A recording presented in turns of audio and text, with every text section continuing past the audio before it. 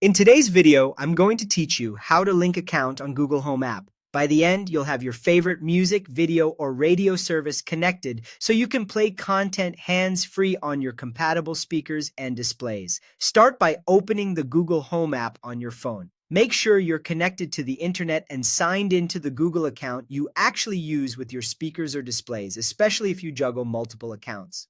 The layout can look slightly different on Android and iOS, but the options we need are in the same place. If the app looks out of date, consider updating it for the smoothest experience. Next, look to the top right corner and tap the plus icon.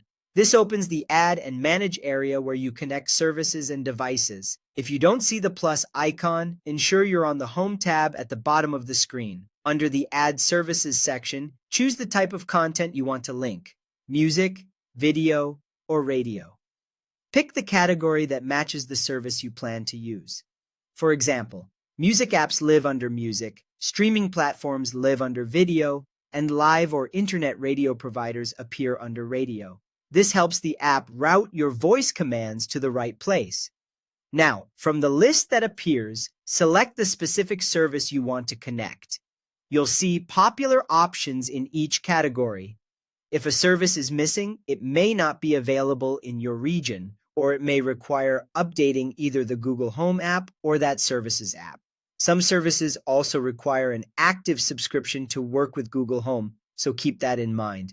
Tap Link Account. You'll be redirected to the service's secure sign-in page. Enter your login details for that service and follow the prompts to authorize the connection. You may be asked to confirm permissions so Google can play, pause, and manage playback on your behalf. If you use two-factor authentication, complete that verification as usual. When you finish, you'll be sent back to Google Home, and the service should show as linked. That's it. From here, you can start using voice commands to play content from the provider you just linked. If you ever change your mind, you can return to the same area in Google Home to manage or unlink services.